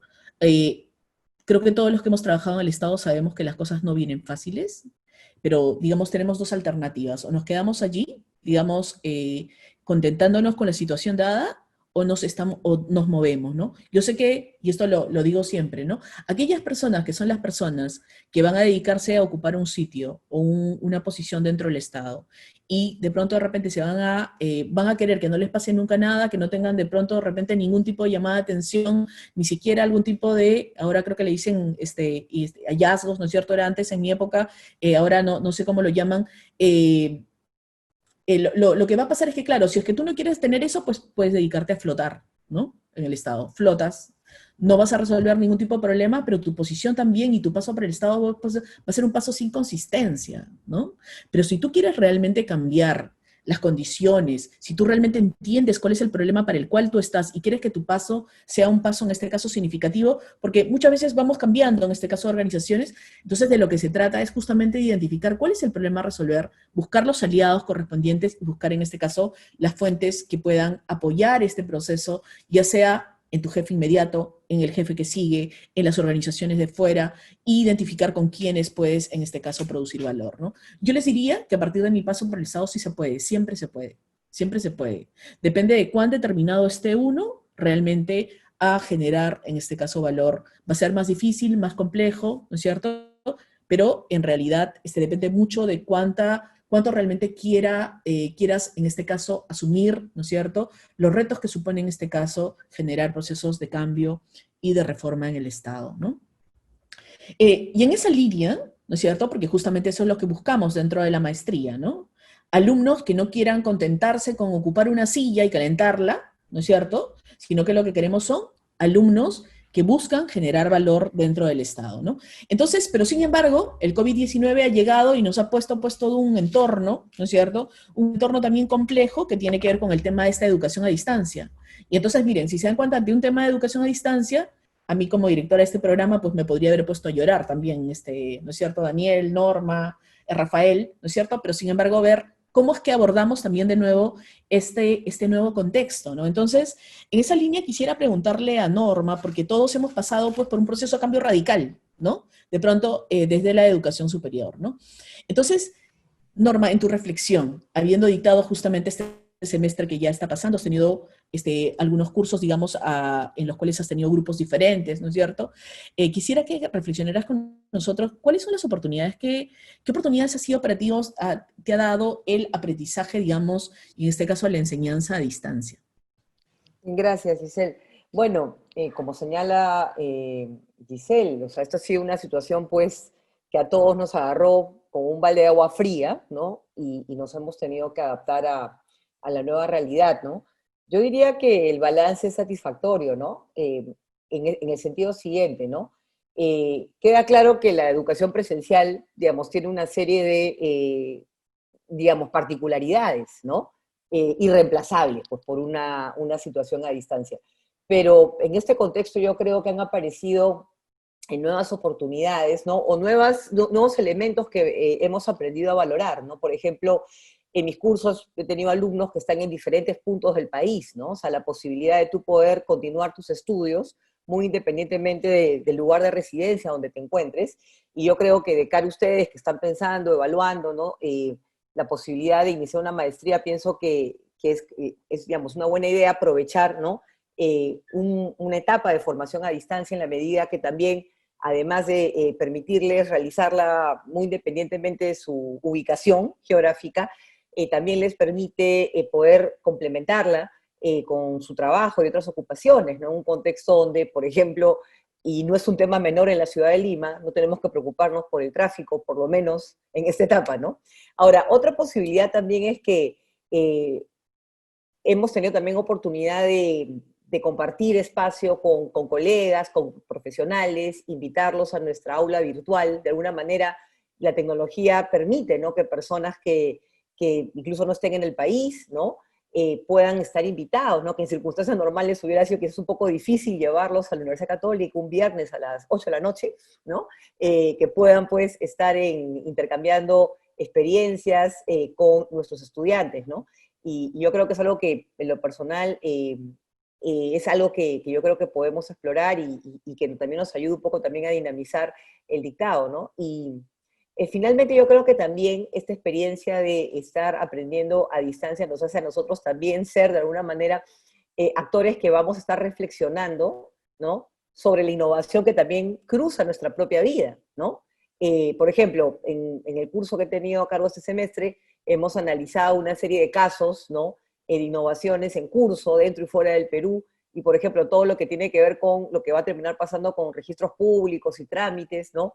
Son, digamos, aspectos que estudiamos, pero aspectos que también tocan nuestra existencia cotidiana, ¿no? Entonces, esta de alguna manera posibilidad de, que algo que yo valoro mucho, o sea, no estudiar la innovación como algo que sucede en el aire, ¿no?, sino como algo que está también tocando nuestra vida de manera permanente, es algo que enriquece nuestra reflexión, ¿no?, enriquece nuestra experiencia. Gracias. Gracias, Norma. De hecho, este semestre a distancia, ¿no es cierto? Y el próximo también, para los interesados en la maestría, va a ser, digamos, a distancia. Hemos hecho igual algunos ajustes en términos de los horarios, se los vamos a comentar más adelante. Implica, digamos, que como alumno tienes que prepararte de una determinada manera, Daniel. ¿Cómo debe prepararse un alumno para el aprendizaje a distancia? Tu micro está Gracias, Giselle. O sea, esto es una adaptación para todos, ¿no? En general. Pero yo creo que es una gran oportunidad para los alumnos y para los estudiantes. Yo les recomendaría principalmente dos cosas. La primera es organización, organización, organización. Cada curso yo creo que deben verlo como si fuera un proyecto, ¿no? y es muy importante, o sea, tener como agendas, calendarizar las sesiones, no solamente las sincrónicas, sino también el espacio que voy a tener un rato para leer el caso, o las lecturas, o el video que tenga que ver, los trabajos grupales con entregables, ¿no? Entonces, una cosa que sí es bien importante en general, pero más en el tema de educación a distancia, es la capacidad de organizarse que tiene el estudiante, porque hay mucho más aprendizaje autónomo. La segunda es, obviamente, tener como el espacio que se pueda, adecuado. Y cuando digo el espacio adecuado, no solamente me estoy refiriendo al espacio en la casa o en el trabajo que pueda tener, sino también a veces al tipo de audífonos, micrófonos que pueda tener. También creo que eso termina siendo relevante, ¿no? El uso, por ejemplo, de herramientas, yo utilizo ya desde hace 3, 4 años, por ejemplo, nada con Word, Excel, etcétera, sino utilizo todo en Drive. O sea, mis PPTs no son PowerPoints, sino son slides. Ya trabajo casi todo con herramientas de Google, porque ya ni siquiera consigo trabajar de otra manera. Entonces, eso, por ejemplo, me ha permitido que se pueda colaborar en conjunto. Colaboras con el profesor que te pueda dar retroalimentación, colaboras con tus pares en documentos compartidos. Entonces, hay muchas cosas que se pueden aprovechar y sirven mucho también para el trabajo, ¿no? Uno puede llevar estas prácticas y también tratar de llevarlas hacia el trabajo. Ahora, pero dicho esto, esos son como dos recomendaciones generales, ¿no? Pero yo creo que lo más importante, sea a distancia o no sea a distancia, y ahora más todavía, es digamos, el alineamiento entre yo voy a estudiar una maestría, no solamente porque quiero estudiar una maestría y tener un cartón, ¿no? Sino yo quiero hacer una maestría porque quiero aprender de algo que a mí me motiva a cambiar. O sea, hay algo que a mí, es que les digo siempre, es como, hay que casarse con problemas, ¿ya? No con soluciones. Entonces, a partir de que yo encuentro un problema, que lo tengo en mi trabajo, o que siempre me ha parecido interesante poder entender y resolver, la maestría es una gran oportunidad para, a partir de todos los cursos, entender mejor ese problema. Van a tener un montón de profesores, un montón de cursos para tratar de comprender mejor ese problema, e incluso en el curso de proyecto 1, 2 y 3, tienen la posibilidad de no solamente comprenderlo, sino también buscar soluciones. Entonces, lo bonito de eso es que al final del curso, ustedes van a tener no solamente un trabajo de investigación académico, sino también una solución implementable y en algunos casos en vías de implementación a un problema público real, pero de algo que a ustedes les apasione. A mí me parece que es fundamental que ustedes entren a la maestría diciendo, esos son los 3, 4 problemas que a mí me interesarían resolver. Y yo quiero estudiar esa maestría para entenderlos mejor y para buscar una solución al respecto. Muchas gracias, Daniel. A Rafael, para ir cerrando esta parte del conversatorio, quisiera preguntarte, ¿cómo suman estos cursos, que son los cursos de innovación en el sector público, el de proyecto de innovación, en el proceso formativo del alumno, que como hemos visto tiene pues una serie de, ¿no es cierto?, cadenas de cursos, ¿no es cierto? Pero estos cursos, los de innovación y proyecto de innovación, ¿cómo crees tú que suman al proceso formativo y sobre todo como funcionarios públicos, digamos en este caso en el Estado? Ok. Mira, digamos, creo que hay 2 lógicas de cursos. Voy a comenzar con el proyecto de innovación, que en verdad son 3 cursos, proyecto de innovación 1, 2 y 3, que creo que es una excelente oportunidad porque, como también mencionaste, Giselle, no es que esperamos al último ciclo para que comencemos a hacer como la típica tesis o el tipo de trabajo de investigación para que puedas terminar la maestría, ¿no? Sino a partir del segundo ciclo comenzamos a trabajar este proyecto, casi de 1 año y medio, que son 3 ciclos, para tener algo sólido y contundente, ¿no? Como mencionó también Daniel, que no solamente se enfoca a comprender mejor el problema, sino salgas con un proyecto de innovación por ejecutarse o casi en miras a que pueda ser implementado. Y ahí la lógica, ya haciendo doble clic, si quieres, en cada uno de los cursos de proyecto, es que engrana muy bien con la malla de cursos con la Gestalt.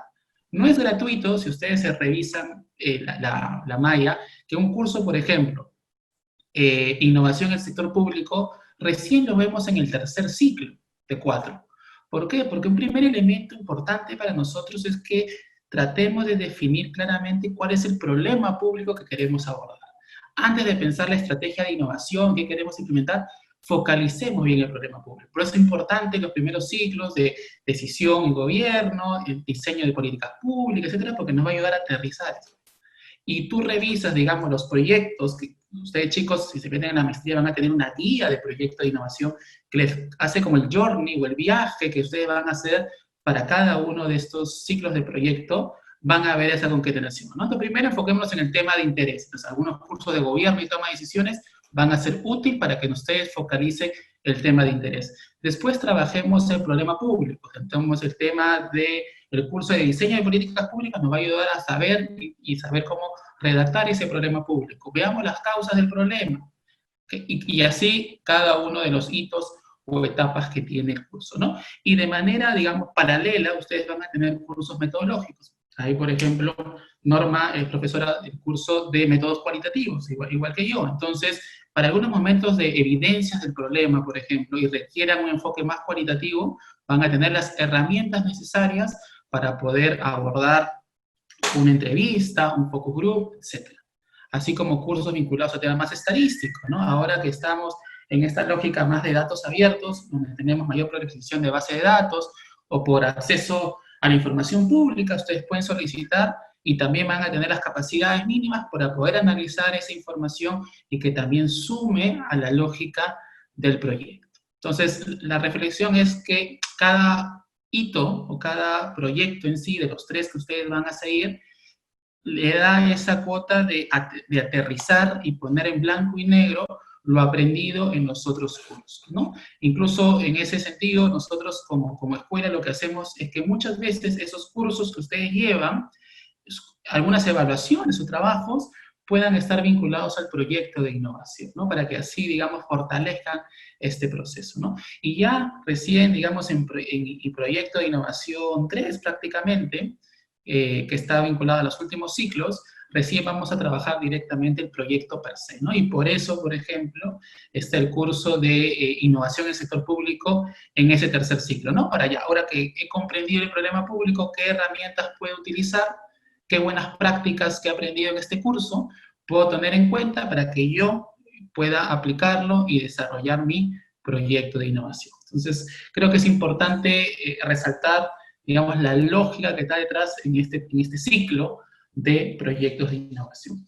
Y del curso propiamente dicho de innovación en el sector público, es relevante, ¿no? Porque creo que son espacios importantes, digamos, que tenemos dentro de la maestría en este curso de efectivamente revisar buenas prácticas de innovación, no solamente a nivel nacional, a nivel internacional, sino también aplicar estas metodologías, estas metodologías ágiles también, ¿no? Que pueden convivir, ¿ah? Ojo, que no son contrapuestas a las metodologías de investigación más aplicadas, que ustedes la van a seguir y van a aprender, sino que también complementan ese proceso para que al momento que ustedes diseñen su proyecto de innovación, cuenten con la mayor cantidad de herramientas posibles para desarrollar un buen prototipo, ¿no? ¿Que requiere un componente de investigación? Sí, es relevante también y lo van a tener, pero que también requiere este lado B, por así decirlo, que son las metodologías de innovación en las cuales ustedes sepan cómo testear su prototipo, cómo hacer un elemento de co-creación, aplicando metodologías como el Design Thinking, como el Lean Startup, metodologías mucho más ágiles que les lleve a ese buen puerto de tener su prototipo de innovación casi funcional al final de la maestría. Perfecto, Rafael. Hay algunas preguntas, por ejemplo, que dicen si el prototipo, dice por así llamarlo, dice, se termina con un prototipo, por así llamarlo, testeado y escalado. Luego hay otra pregunta que dice, digamos, la voy a abrir rapidito porque sin perjuicio de eso igual hay algunas que ya están, dicen, nos preguntan, bueno, digamos, si el primer semestre será online y los otros 3 serán presencial, si ese es el caso, cuál es la frecuencia y el horario de clases, lo vamos a decir ahí. Yo creo que yo les pido por favor a Daniela, Norma y a Rafael si nos pueden acompañar. Vamos a pasar a la parte, digamos, ya de información de la maestría. Para que podamos, digamos, ir absorbiendo, digamos, en este caso, estas consultas que ya empiezan a surgir en esta charla informativa de la maestría de gobierno, ¿ok? Entonces, por favor, Mariela, si podemos seguir con la siguiente parte, por favor. ¿Qué es lo que va a recibir, en este caso, el egresado de la maestría de gobierno y políticas públicas, ¿no? Recibe en este caso el grado académico en nombre de la Nación de Magíster en Gobierno y Políticas Públicas, siempre que por supuesto apruebe el plan de estudio del programa, ¿no? Que presente, defienda y apruebe este proyecto final de innovación y acredite el conocimiento del idioma extranjero en el nivel intermedio completo, ¿no? Que en este caso se da un examen, en este caso, de la escuela de posgrado de la universidad, ¿no? Adicionalmente obtiene también un diploma de posgrado en gestión pública, siempre que apruebe los cursos requeridos por la maestría, que son en este caso 24 créditos, ¿no?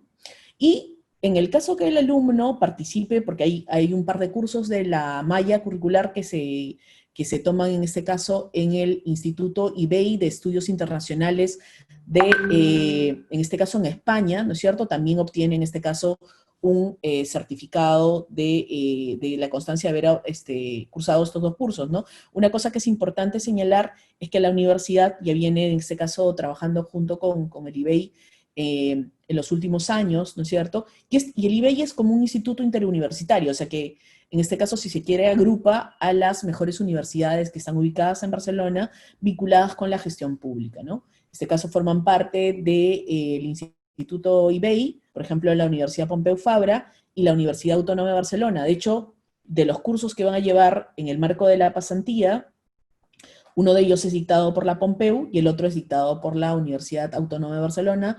Ambos cursos se dictan en el campus de la Universidad Pompeu Fabra, ¿no? Entre los cursos que se han dictado antes, digamos, en el marco de la pasantía, están los cursos de liderazgo y habilidades directivas, planificación y articulación estratégica y operativa, pero también el ciclo pasado, por ejemplo, se dictó el curso de seminario de política sectorial, ¿no? Entonces, los dos cursos de la pasantía anterior fueron planificación y articulación estratégica y operativa y seminario de política sectorial, ¿no? Siguiente, por favor. Entonces, de pronto, repente, para que ustedes conozcan un poco, no sé si, Mariela, pasaríamos un poco cómo ha sido la experiencia de los alumnos en la pasantía.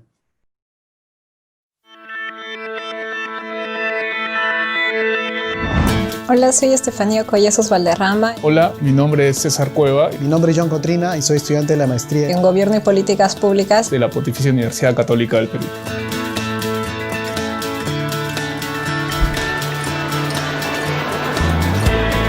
Mi expectativa principalmente fue cursar estudios en el IBEI, que es un instituto reconocido a nivel internacional y que investiga políticas orientadas a la mejora de la gobernanza. Una de mis motivaciones fue saber cómo se han diseñado, implementado y hacer el seguimiento de las políticas públicas en Barcelona.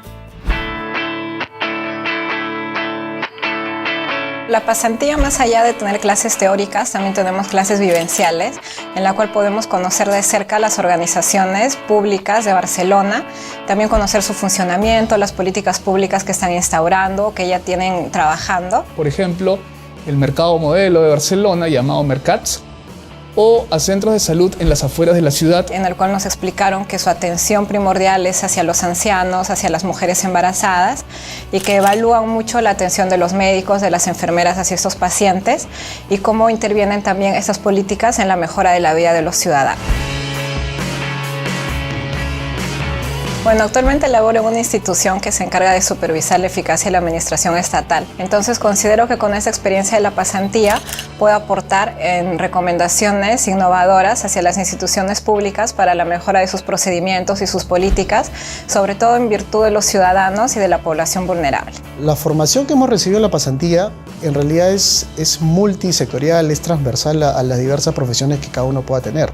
Yo trabajo en el Congreso de la República y los conocimientos aprendidos en liderazgo y en planificación y articulación estratégica los voy a aplicar al momento de elaborar proyectos de ley, elaborar el análisis costo-beneficio y el impacto que tiene en la sociedad. Asimismo, voy a aprovechar cada oportunidad que tenga con las autoridades de los gobiernos nacionales para motivarlos a que emprendan cambios en su organización, que innoven, que apliquen la digitalización en la administración pública para mejorar la calidad de vida de los ciudadanos y hacer que ellos se sientan más cerca del Estado. Tú también puedes vivir una experiencia internacional.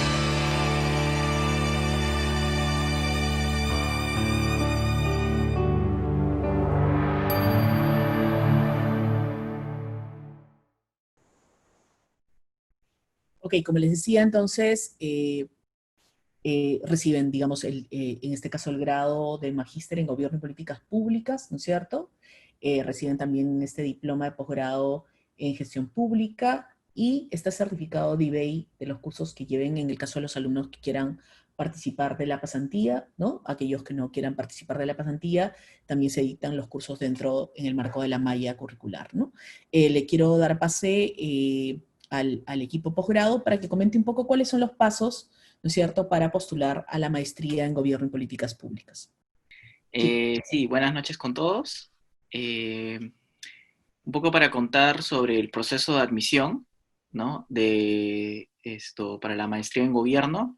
Entonces, hay algunos documentos que tenemos que presentar, como los que se detallan en este slide, ¿no? Uno es la hoja de vida sin documentar, ¿no? El DNI escaneado. También tienen que, digamos, enviar escaneado, ¿no? El grado de bachiller, ¿no? El certificado de grado de bachiller. También una carta de motivación de por qué desea estudiar la maestría en gobierno. Y, bueno, es deseable tener 3 años de experiencia profesional, ¿no? Y el pago de la inscripción es de 350 soles, ¿no? En el caso de que, digamos, por la coyuntura actual no se puedan obtener alguno de estos documentos, ¿no? Por ejemplo, no puedo obtener el grado de bachiller o está, digamos, necesito presentar la copia fedateada, ¿no? Porque no está registrada en SUNEDU y la universidad donde hice mi pregrado no está abierta, entonces se puede presentar una declaración jurada, ¿no? Al correo electrónico, digamos, certificando de que sí tiene el grado de bachiller. Es importante mencionar esto, ¿no? Es necesario contar con el grado de bachiller para poder pasar por ese proceso de admisión, ¿no? Y se regularizaría hasta máximo fin de semestre, ¿no? Eso es, digamos, una de las opciones que brinda la universidad, en este caso, por la coyuntura actual. ¿Podemos pasar al siguiente diapositiva, por favor?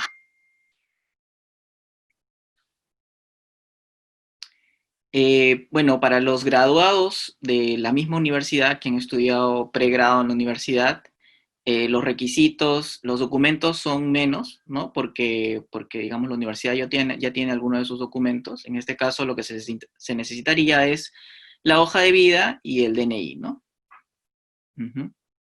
Siguiente, por favor. Bien, ¿en qué consiste el proceso de admisión? Consiste en tres partes, ¿no? Una de ellas es la prueba de conocimiento, el examen de conocimiento, que se divide en 2, ¿no? Una de ellas es el examen digamos, habilidades que brinda la escuela de posgrado, ¿no? Que, digamos, lo que trata es evaluar las competencias genéricas, ¿no? Para el estudiante, para ser un estudiante de posgrado. Y luego es el examen que brinda la misma escuela de gobierno, en la que evaluamos la capacidad analítica referente a, bueno, la materia de la maestría, ¿no? Esto equivale al 45% de toda la evaluación total, ¿no? Un siguiente paso es la evaluación del expediente personal, ¿no? Donde se evalúa la trayectoria académica, ¿no? La trayectoria laboral del postulante, y finalmente se lleva a cabo una entrevista personal a través de videoconferencia, a través de plataformas de este tipo, ¿no? Entonces, aquí mencionar que todo el proceso de admisión es un proceso en modalidad virtual, ¿no? Las fechas de todo este proceso podemos ver en el siguiente diapositiva. El siguiente, por favor. Entonces, las fechas, la inscripción, ¿no? Para comenzar este proceso de admisión, ya están abiertas, ¿no? Pueden postular, pueden inscribirse ahora mismo hasta el 14 de julio, ¿no? Que es la fecha límite para inscribirse. En esa misma fecha también es importante enviar documentos básicos y declaración jurada para clasificarlo en la escala de pensiones, ¿no? Digamos, uno de los beneficios de estudiar en la Universidad Católica, en la Escuela de Gobierno, es que damos, digamos, escalas diferenciadas de acuerdo al nivel socioeconómico del postulante, ¿no? Eso lo vamos a explicar más en la siguiente diapositiva. Tenemos hasta el 16 de julio, perdón, antes.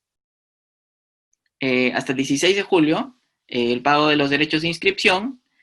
Una vez que se hace el pago del derecho de inscripción, entonces comienzan a programarse todos los, digamos, exámenes que he comentado en la diapositiva anterior, como la evaluación de competencias para posgrado, el examen virtual que da la misma escuela de gobierno, que sería el 5 de agosto, y cuándo sería su entrevista personal, que sería en uno de los días entre el 6 y 7 de agosto.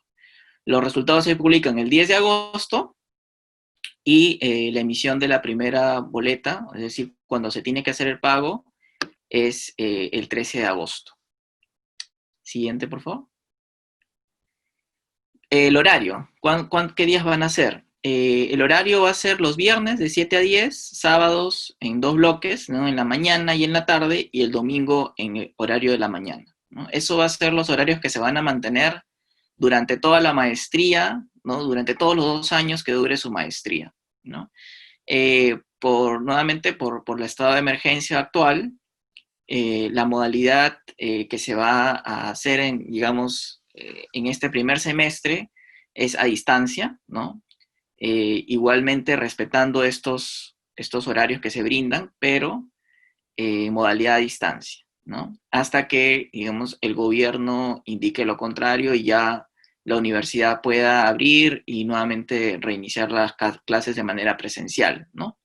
Es importante mencionar que esta es una maestría en modalidad presencial y que solo por el estado de emergencia actual, este primer semestre va a ser a distancia, ¿no? La duración comienza el 31 de agosto y finaliza el 26 de diciembre. Referente a la información económica, ¿no? Como les mencioné, ¿no? Uno de los beneficios es que uno va a ser clasificado en escalas, ¿no? De acuerdo a lo que se indique de evaluación socioeconómica que realizará la Oficina de Apoyo Social, ¿no? Entonces vemos aquí la diferencia, ¿no? Ahí tenemos 3 escalas y dependiendo en qué escala se clasifique, entonces el importe total de la maestría, ¿no? En la escala C, por ejemplo, es de 27.632 soles, ¿no? Y esto se paga en 5, digamos, se paga en cada semestre, se va pagando, digamos, esto es el monto por los 4 semestres, ¿no? Entonces, se va dividiendo por cada semestre y las cuotas se emiten por cada mes, ¿no? De acuerdo al número de créditos, al número de cursos que se hayan matriculado. Muy bien, y cualquier consulta, ¿no? Si desean un poco más de información, pueden escribirnos, ¿no? A través de WhatsApp, ¿no? O llamar por teléfono al número que se encuentra en la pantalla, ¿no? Quien va a responder es Carolina Pineda, y también pueden escribir a los correos electrónicos que están ahí debajo del número, ¿no? Nuevamente recordar que las fechas de postulación de inscripción van hasta el 14 de julio.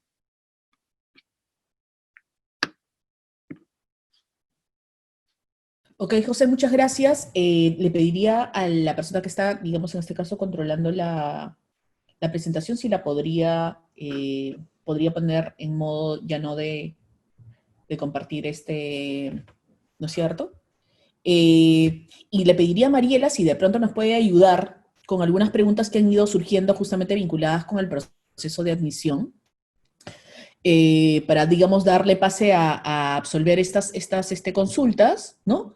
Y luego de ello cerramos de pronto de repente con una reflexión final de los profesores que nos acompañan el día de hoy respecto de por qué creen ellos que es importante estudiar una maestría en gobierno y políticas públicas, ¿ya? Pero esa será como nuestro broche de oro, y quisiera de pronto de repente que Mariela nos ayude con algunas preguntas que han ido surgiendo vinculadas con el proceso de admisión, Mariela, para que las pueda absolver José o los integrantes del equipo. Bien, sí, a ver, voy a leer algunas consultas que nos se han realizado. A ver, empezamos con una que dice: buenas noches, para clarificar, ¿el primer semestre será online y los otros 3 serán presencial? Si ese es el caso, ¿cuál es la frecuencia y el horario de clases? A ver si nos ayuda de repente, de pronto, José. Sí, claro, como mencioné, ¿no?, en la presentación, por el estado de emergencia actual, este primer semestre sería virtual, ¿no? Si las condiciones continúan así, hay una probabilidad también de que el segundo semestre también sea virtual, pero eso dependerá de las medidas que dicta el gobierno, ¿no? Pero sí aclarar que esto es la maestría es en modalidad presencial, ¿no? Correcto, María Cecilia dice que si se podría ver más adelante. María Cecilia, mira, en realidad nuestra intención era, en este contexto, ver si es que podíamos salir con una maestría totalmente a distancia, pero lo que pasa es que para ello necesitamos las autorizaciones de SUNEDU, ¿no? Que tú te podrás imaginar que en este contexto, digamos, son más complejas todavía. Es nuestra intención, digamos, ir para en el futuro, digamos, buscar esa autorización, pero mientras tanto nosotros no podemos ofrecerles, digamos, una maestría digamos, en esa línea, ¿no? Por eso queremos ser como súper claros de que vamos este primer semestre a distancia, en función de cómo avance, vemos si es que eso va a ser posible, ¿no? En el siguiente periodo, ¿no? Pero lo que hemos tratado es de buscar un horario, ¿no?, que les permita, digamos, adaptarse a eso, y en esa línea estamos colocando el horario los fines de semana, ¿no? Arrancando el viernes hasta el domingo. ¿Cierto, José? ¿Sí? Siguiente pregunta, Mariela. Sí, así es. Ok, bueno, tenemos una pregunta con respecto a los convenios. Nos dice acá Jorge Fuentes que si aún contamos con el convenio con el Colegio de Abogados de Lima. Con respecto a los convenios, José, ¿nos puedes ayudar, o Luis? Sí, aquí es importante mencionar que efectivamente la Escuela de Gobierno, la Universidad Católica, sostiene convenios con varias instituciones públicas, ¿no?, a través de las cuales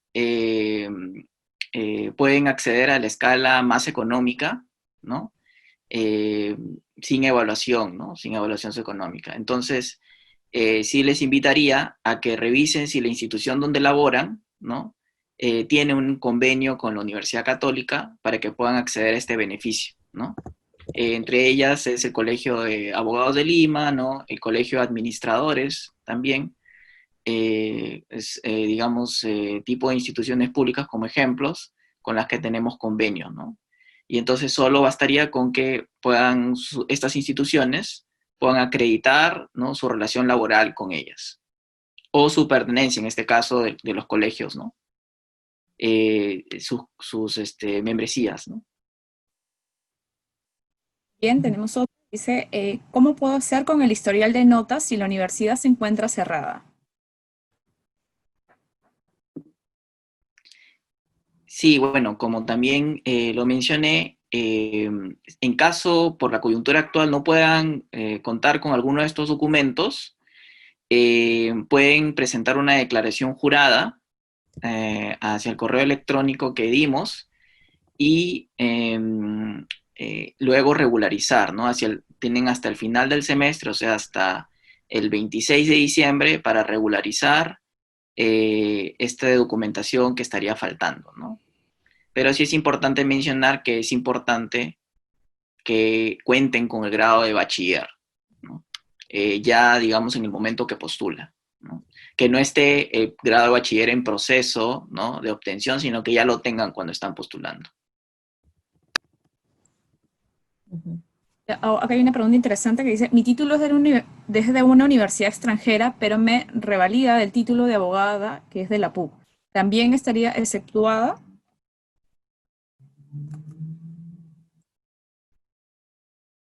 De que sí, el título, Gaby Piñero nos indica, ¿no? Mi título es de una universidad extranjera, pero me revalida del título de abogada que es de la PUC. ¿También estaría exceptuada? José, no sé si Sí, tiene... tendríamos que analizar este caso en particular, pero en el caso hayan hecho también el pregrado en el extranjero, ¿no?, hay una documentación también que hay que presentar, ¿no? Nuevamente, sabemos que es difícil, entonces en estos casos también procede la declaración jurada, ¿no? Para todos los demás, si es que sus grados sí han sido registrados a través de SUNEDU, también pueden conseguir una copia de su certificado de grado de bachiller en la misma página oficial de SUNEDU, ¿no?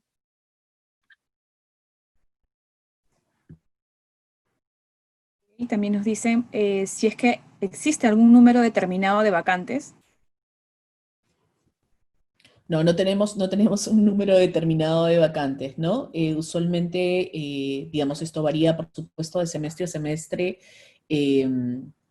Abrimos un horario, 2 horarios, de clase, ¿no?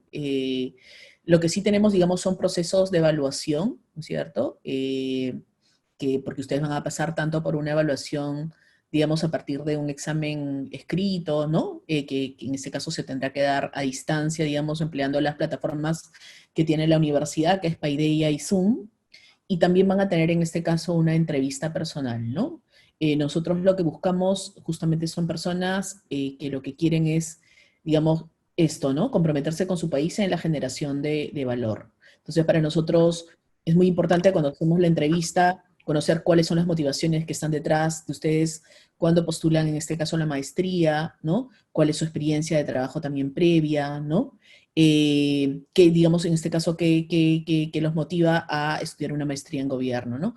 Analizamos eso, analizamos su expediente, ¿no? El examen, y a partir de eso es que, digamos, decidimos cuál va a ser el número de, digamos, de ingresantes a la maestría, digamos, cuáles son los que son los candidatos aceptados al programa de la maestría de gobierno.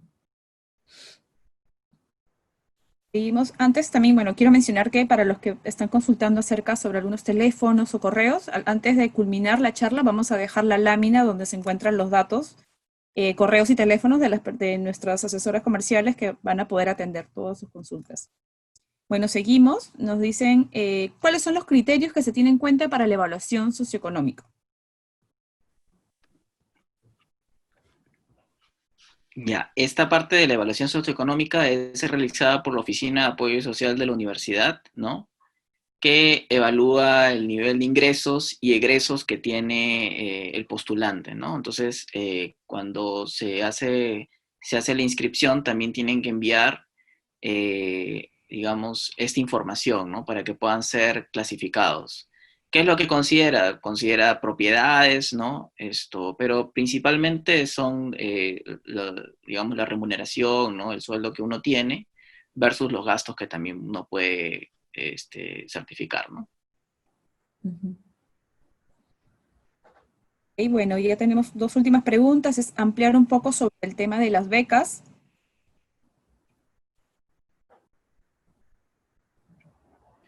Sobre el tema de las becas, sí, para, digamos, el beneficio económico que brinda estudiar en la Escuela de Gobierno de la Católica está más orientado a una clasificación por escalas, ¿no? Digamos, y no tanto en términos de becas, ¿no? Entonces, en la actualidad no tenemos digamos, una beca para estudiar en la maestría en gobierno, ¿no? Bien, y bueno, ya casi la última es, nos dicen, ¿cuántos créditos son en cada semestre? ¿El pago es por todo el semestre o mensual? Nos dice Betterly. Sí, aproximadamente son como 12, 13 créditos cada semestre. La maestría consta de 51 créditos, ¿no? Entonces uno puede ir pagando mensualmente también, ¿no? Entonces si uno se matricula en 12 créditos, ¿no? Que sería el primer semestre que consta de 12 créditos, entonces siempre la primera cuota va a ser por el valor de 2 créditos. Entonces dependiendo de la escala en la que uno le corresponde, va a multiplicarse el valor del crédito, ¿no? De la escala por 2 créditos, que sería la primera boleta, que es, dependiendo, puede ser 1.400, 1.500 soles, ¿no? En la primera cuota, y después el saldo se va a ir pagando en los siguientes 4 boletas, ¿no? Entonces el pago es de manera mensual.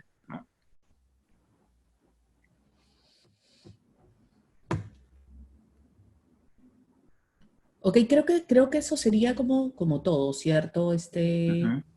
Mariela. Sí, Bueno, ya estamos. Bueno, aquí hay una última que nos ha escrito, bueno, dice, no, bueno, no, el pago es el pago, yo creo que ya estamos, el pago va a ser el mismo cuando se lleve el estudio de manera, entiendo, presencial. Creo que Sí, sería- es el mismo, Sí. es el mismo pago, porque de hecho durante la versión a distancia muchos de los servicios, digamos que en este caso brinda la universidad, se siguen desplegando. Por ejemplo, algo que no les he comentado es que los cursos van acompañados además de talleres cocurriculares vinculados a, por ejemplo, el empleo de fuentes bibliográficas, ¿no es cierto? El acceso a la base de datos de la biblioteca, ¿no? Un aspecto que es importante de señalar es que la Biblioteca de la Universidad Católica es probablemente una de las pocas bibliotecas en el Perú que tiene, a través de la cual ustedes pueden acceder a una serie de revistas, de libros en formato digital, digamos, que les sirve en este caso para que ustedes puedan justamente desarrollar sus investigaciones, ¿no? Entonces, digamos, es el mismo costo, ¿no? La pasantía en España normalmente son 2 semanas, ¿no? Una semana es un curso durante todo el día y el otro, la siguiente semana es el otro curso, ¿no? Durante todo el día también, por 4 días, digamos, en este caso de esa semana, ¿no? Normalmente solemos viajar más o menos en febrero, ¿no es cierto? Todo esto, por supuesto, estará sujeto a cómo se vaya comportando el tema del COVID, pero en principio, digamos, ustedes que, por ejemplo, recién ingresan, la pasantía normalmente la llevan hacia el tercer o cuarto ciclo todavía de la maestría, ¿no? Entonces, yo creo que con eso vamos terminando, y también para no abusar de la confianza, yo agradeciéndole mucho a Daniel, a Rafael y a Norma, que se han quedado muy pacientes allí, y quisiera cerrar con ellos, pidiéndoles que nos comenten desde su experiencia, ¿no es cierto?, cuál es la importancia justamente de obtener en este caso una especialización, ¿no es cierto? Porque muchos de nosotros, de pronto de repente a ustedes también les ha pasado, a veces hemos llegado al Estado pues con solamente una formación de pregrado, que además no nos da como todo este baje, por ejemplo, comprensión de elementos teóricos del Estado, de elementos de diseño de políticas públicas, y nos toca enfrentarnos al trabajo en el Estado, a veces como desprovistos de herramientas, ¿no? Entonces, ¿cuál es la importancia de estudiar una maestría en gobierno y política pública? Muy cortito para ir cerrando y tampoco no abrumar a nuestros oyentes, ¿cierto?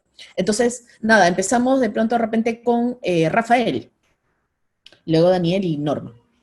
Sí. Gracias, Giselle. Bueno, para cerrar, digamos, yo tendría como 2 ideas claves de por qué. Yo creo que como oferta educativa, la maestría de Gobierno y Políticas Públicas creo que tiene un factor diferencial, ¿no?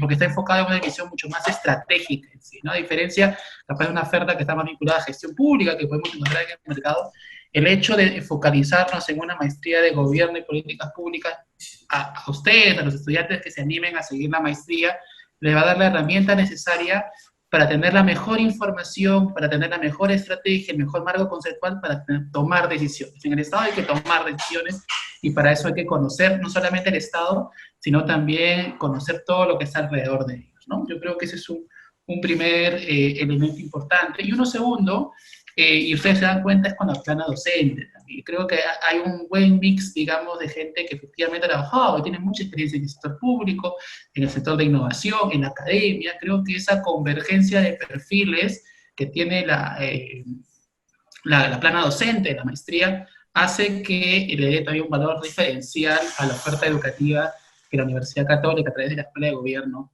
da. No, y qué importante lo que comentas, Rafael, porque hoy día, por ejemplo, dentro de la plana docente ustedes tienen psicólogo, economista, antropólogo, ¿no es cierto? Y de hecho, estos perfiles son complementados con administradores, ¿no es cierto? Con comunicadores también, Abogados. con abogados, ¿no? Entonces, digamos, ya la plana de profesores, digamos, es interdisciplinar, porque eso es lo que hay que tener en la evaluación de los problemas públicos y en las propuestas de solución, ¿no? Vamos, Daniel. Sí, bueno, yo diría, y bajo una experiencia propia, ¿no? Una cosa es por qué estudiar una maestría y la otra es por qué estudiarla en la Católica, ¿no? La primera de por qué estudiar una maestría, en realidad yo creo que no hay momento más relevante para estudiarla. Yo creo que todo el mundo en general y mis mismos amigos lo mencionan, ¿no? Dicen, qué importante es ahora estar en el sector público y hacer cosas para mejorar las cosas realmente, ¿no? Para que realmente haya desarrollo en este país. O sea, la relevancia de hacer práctica en el sector público, creo que es mucho más importante. Y también, claro, si uno ha salido de pregrado y no tiene esta experiencia de maestría, complementa muy bien, porque seguramente muchos de ustedes están en el sector público tratando de buscar soluciones. He visto varias de las preguntas que hacían. He tratado de hacer eso, pero las barreras que hay no me permiten, etcétera. Y justamente una maestría como esta puede complementar. Entonces, ayuda de alguna manera a tener más herramientas, más network también, que es bien importante el network que ustedes mismos van a generar con los profesores, con otro grupo, creo que eso es fundamental. Y yo creo que una maestría es necesaria. Por ejemplo, yo cuando trabajaba yo trabajaba en el Congreso de la República y yo me enamoré de la gestión pública. Yo trabajaba en el Citibank. Y del Citibank me fui al Congreso de la República para un proyecto para hacer transparencia de los gastos de los congresistas, porque no había centros de costos ni siquiera en esa época. Entonces, me movía ahí y decía, ¿y por qué es así? ¿Por qué es así? ¿Por qué es así? El Congreso de la República, también en Chile es igual y en Alemania es igual. No, esto tiene que cambiar. Entonces comencé a ver algunas cosas de cambio en la gestión pública y dije, pero necesito herramientas, necesito ir a una maestría. Y en ese momento, por ejemplo, yo no tenía o sea, en el Perú no había una maestría, digamos, ni había ni maestría de gestión pública. Entonces me fui a estudiar fuera, aprendí bastante y cuando regresé ya comenzaron a haber algunas maestrías iniciales. Entonces, estudiar una maestría es como sumamente relevante. Y yo creo que estudiar en la Católica, algunas razones las ha dado Rafael, algunas ya las ha expresado Giselle. Yo creo que hay una más, que a mí me parece que la malla curricular y, digamos, la lógica de trabajar este proyecto de innovación con cursos que combinen teoría, práctica, ayuda mucho a esa idea de casarse con el problema y tratar de resolverlo en el camino. O sea, no es que tenga que tomar la maestría, aprender para después aplicar, sino que desde el arranque yo ya puedo estar aplicando. Y eso es muy importante, o sea, acompaña de alguna manera el proceso de cambio que ustedes quieren hacer en la misma institución pública donde están o donde quieran estar. Gracias, Daniel. Norma, también lo mismo, pero también quisiera que le comentaras, porque tú además has sido becaria, aunque Trandes es DAT también, ¿no? ¿O no? ¿O no es lo mismo? Pero de pronto, lo de Trandes va a seguir este año, porque también entiendo que ahí se abre un espacio de beca también para nuestros alumnos. No sé si se ha puesto en stand-by, digamos, pero digamos, este es el espacio, digamos, que funciona, entiendo yo, en alianza con la Universidad Libre de Berlín en la Universidad Católica. Sí, bueno, la universidad, como saben, bueno, tiene una serie de convenios, ¿no? Y bueno, Giselle se refería al programa Trandes, que es un programa de becas de maestría, ¿no? El programa DAT, digamos, es distinto, pero tiene una relación muy larga con la universidad, ¿no? De hecho, es un programa, digamos, regular, y ustedes podrán obtener información seguramente a través también de los contactos de la escuela, quienes quieran más detalles, ¿no? Pero yo creo que, a ver, como decía Daniel, ¿no? O sea, estudiar una maestría en general, digamos, algo que siempre nos va a venir bien en la vida, ¿no? Porque amplía nuestras perspectivas, nos especializa, fortalece nuestros conocimientos, quienes ya tienen experiencia acumulada, ¿no? Se actualizan, renuevan, ¿no? Quienes están acabando el pregrado en una maestría de gobierno, uno tiene un cable a tierra, ¿no? Un cable a tierra que los va a ayudar a su situación laboral. Pero a ver, yo creo que hay algo también importante, ¿no? En lo que es la propuesta de la escuela, ¿no? Que es que ustedes tengan un balance, ¿no? Muchas veces las maestrías en gobierno son maestrías que ven una dimensión de las cosas, ¿no? O son hipertécnicas. Esta es una maestría que tiene un balance en el sentido que ustedes van a tener la parte técnica que necesitan. Van a tener también parte conceptual. Por ejemplo, el curso de Teoría del Estado, que es uno de los que ustedes van a llevar en su malla, es un curso indispensable para que ustedes entiendan toda esta discusión de la capacidad estatal, ¿no? Es un curso que les permite a ustedes situarse en una discusión conceptual de politólogos, por ejemplo, ¿no? Que yo creo que es importante. Yo creo que un gestor público tiene que aprender a moverse en los diferentes registros, tiene que estar en la capacidad de estar en el registro súper técnico, pero también estar en la capacidad del registro más conceptual, ¿no? Y tienes que de alguna manera saber plantarte, ¿no? Con esas diferentes audiencias, ¿no? Ustedes dirán, pero profesora, ¿para qué me va a servir eso? Bueno, para muchas cosas, para escalar, ¿no? porque como ustedes saben, conforme uno va escalando en la administración pública, necesitas tener una visión integral de las cosas, poder también articularte con diferentes grupos profesionales, ¿no? A este balance entre lo técnico, lo conceptual, yo creo que también la propuesta les invita a ustedes a desarrollar competencias metodológicas integrales, ¿no? Que tengan la parte cuantitativa, que tengan la parte cualitativa, que también es crítico en un contexto donde requerimos profesionales cada vez, digamos, más integrales, ¿no? Y lo que es una apuesta, digamos, importante en la universidad, ha sido de alguna manera su identidad y lo seguirá haciendo, es esta idea de servicio público, servicio hacia el entorno, hacia la comunidad, ¿no? Entonces es por ello que, digamos, ustedes, el proyecto que hacen justamente se enfoca en que propongan una respuesta a un problema de carácter público, porque de alguna manera lo que se trata de enfatizar es esta idea de la vocación de servicio. Ahora eso, como decía Daniel, eso de por sí es loable, pero yo creo que en el momento, de cara al bicentenario, ¿no? De acá al próximo año, Perú sopla 200 velitas y yo creo que todos somos conscientes que nos encontramos con un país que tiene enormes potenciales, pero que está muy fragmentado, que tiene una serie de problemas y que requiere el mejor talento, ¿no? Desde la parte de la administración pública para contribuir a cerrar las brechas y las desigualdades que aquejan nuestro país y generar una sociedad pues más justa e inclusiva, que yo estoy seguro es lo que todos queremos para nosotros y para nuestros familiares y descendientes, si fuera el caso.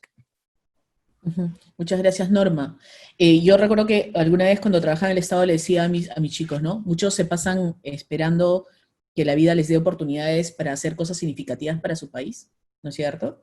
Y yo les decía a ellos en ese momento que se les había dado esa oportunidad, ¿no? Qué mejor si esa oportunidad viene acompañada y además te encuentra como bien parado y con las herramientas adecuadas, ¿no? Entonces, nada, agradecerles a todos por haber participado. Entiendo yo, Mariela, que les vamos a poner, ¿no es cierto? Ahora, no sé si lo vas a proyectar o, digamos, en este caso, los teléfonos para que ellos puedan, digamos, en este caso, ahí están todos los teléfonos para que ustedes puedan poder acceder, ¿no es cierto?, a la información de la maestría, ¿no? Si quieres, no la pongas en Spotlight para mirarnos también, Mariela, sino sí versión solamente de presentación. y nada, y creo que podemos terminar esta sesión agradeciéndole mucho a los profesores Daniel McBride, Rafael Miranda, Norma Correa, al equipo posgrado, al equipo de comunicaciones, al equipo también de la universidad que nos ha apoyado, ¿no? Para poder desarrollar en este caso este evento. Y nada, quedamos atentos a sus consultas ya por estas vías, ¿no? Y nada, nos encontramos en una siguiente oportunidad, así que yo creo que podemos abrir los micrófonos ya para despedirnos, Mariela, y nos vemos en una siguiente ocasión y en un siguiente webinar de una charla informativa de la Maestría de Gobierno, abordando el tema de la admisión, digamos, por esta condición particular que nos encontramos en el proceso de admisión, pero luego también abordando otro tipo de temas, digamos, como solemos hacer en la Escuela de Gobierno. Muy buenas noches con todos. Se me cuidan mucho.